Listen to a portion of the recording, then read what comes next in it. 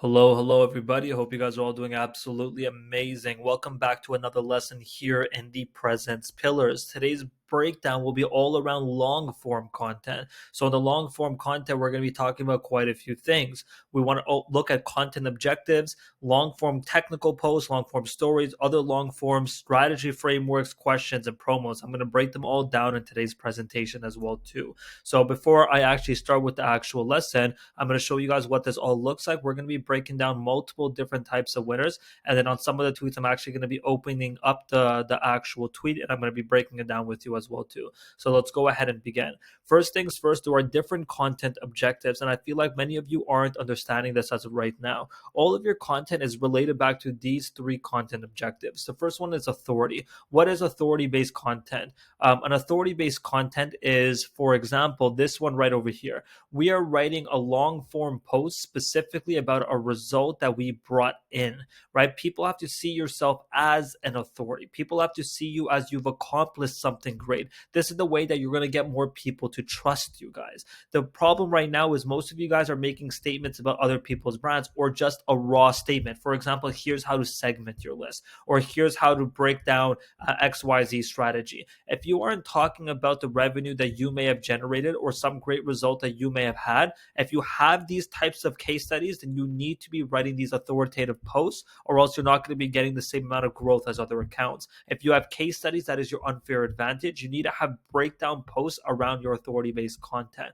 Simple. Next up is story-based. Story-based content we're going to go over as well too, but they're essentially you're explaining to people an end objective lesson that you learn from the past or something that you're currently going through and connecting it through a story that relates back to you or someone else's brand. For example, the story of Apple, or the story of this brand's CRO, or the story of this brand's email marketing, right? Or it could be a story about your specific self. Story-based content, this is also applicable for your value tweets. This is also applicable for your threads. This is also applicable for your videos. You can talk about a story where you're breaking down the five senses, and you always need to have an image within the story as well too. It has to be very simply readable. I'm going to show you guys examples. Last but not least is technical. Technical is going to be bullet points or numbers breaking down the steps to reach an end outcome of a specific strategy. Very important. Technical posts, story posts, and authority need to be sprinkled into your content strategies based off of your guys' follower ranges, of course, too.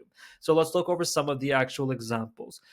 For the long form technical content, here are three powerful examples for you all. If you notice the trend here, all of these ones here specifically have numbers and bullet points as well too, and then you're breaking everything down in a very simplified, easy to read format. And I think that's what people are messing up. They think their technical content needs to be paragraphs. Guys, never have more than 3 lines in a row when you have some sort of sentence. For example, you see I broke this off right here into 2 lines. The only reason this was more than 3 lines because it was broken off into bullet points, and same with these ones right here. It has to be very simply readable for people. So long form technical content, I mixed in an authority statement here, and I told people within the hook that they're going to learn the exact process that I had to reach this specific outcome right here, and I broke down the actual steps in a very simplified format. So sometimes with your technical content, you can come up with scenario based situation. If you're stuck in this situation, do this. If you're stuck in this situation, do this, right? Or in this case right here, I broke down exactly the criterias, and then I broke down one sentence explaining it. Another way to do this, you can be like, identify your perfect prospect. Why is this important? How can I do this? And then the next one, how to find leads. Why is this important? How can I do this? Right? So it doesn't have to be so formal, but it's very easily structured. So the next one that I had here is your content strategy based off how many followers you have. So as you notice, I'm mainly bolding the big statements here. I closed 13 deals in 7 days. That's a big statement.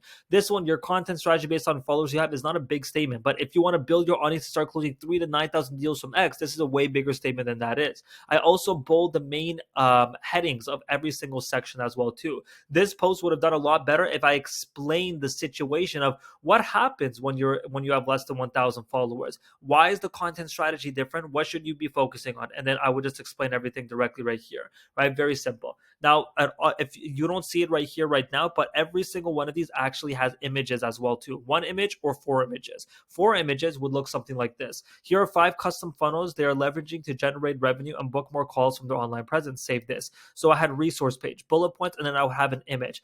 Google Docs, the Google Document Masterclass, I would have the explanation, then I'll have an image. You can have up to 4 images per long form post as well too, and you can have those images directly on the actual tweet. So I recommend that you follow one of these structures for the technical content.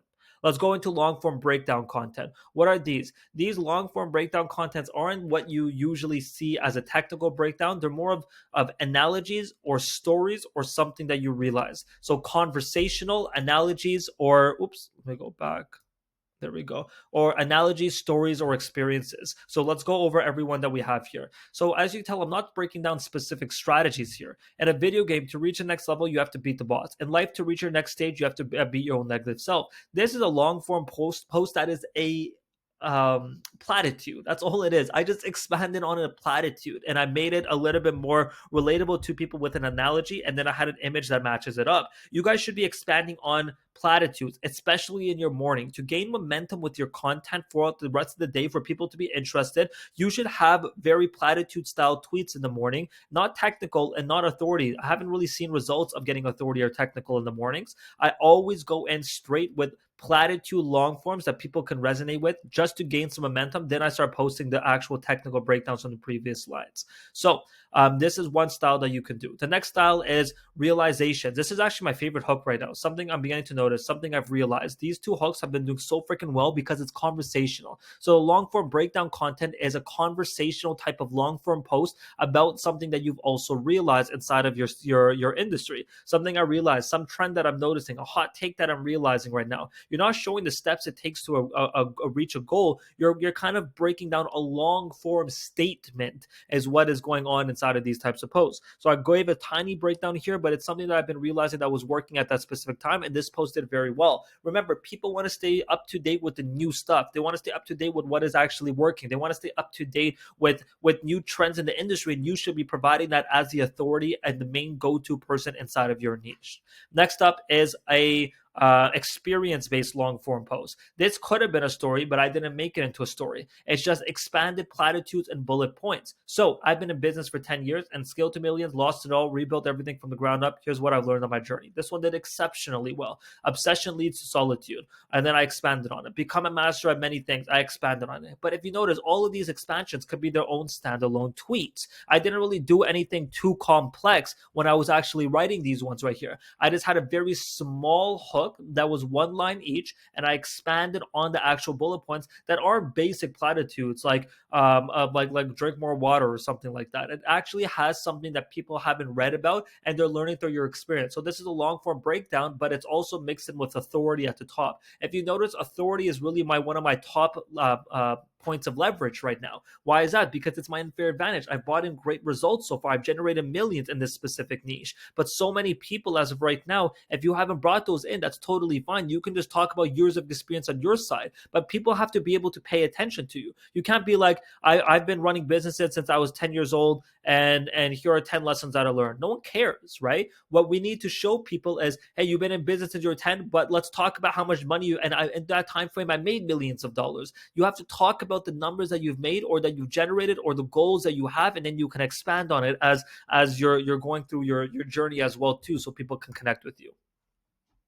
One of my favorite content forms right now is long form stories as well too. As you guys can see, I've been kind of quote unquote breaking anonymous status for people. There's experiences, limiting beliefs, and lifestyle. Experiences. I've lived all around the world. Talk about where you've been, what you've done, what you've accomplished. Talk about this in a story format, and then a lesson that you specifically learned, and 2 images related to it as well too. 1 to 2 images. So it is going to be experience, lesson, and then you can summarize it with any other way, but you need images as well too. Images are very important. Actually, I didn't even talk about it for this one. Images on this post right here, I had a very vibrant image of a blue pool that I went to throughout that time frame. That freaking pool doesn't even relate to the post, but it just, people resonated with it because it caught their freaking attention. You guys have to understand, we're trying to captivate and hold attention here. So we have experiences right here, very simple. We have limiting beliefs. I'm turning 25 soon. The most important lesson I've learned throughout the years is this. Again, what are you noticing? Very clear clear hook, very clear hook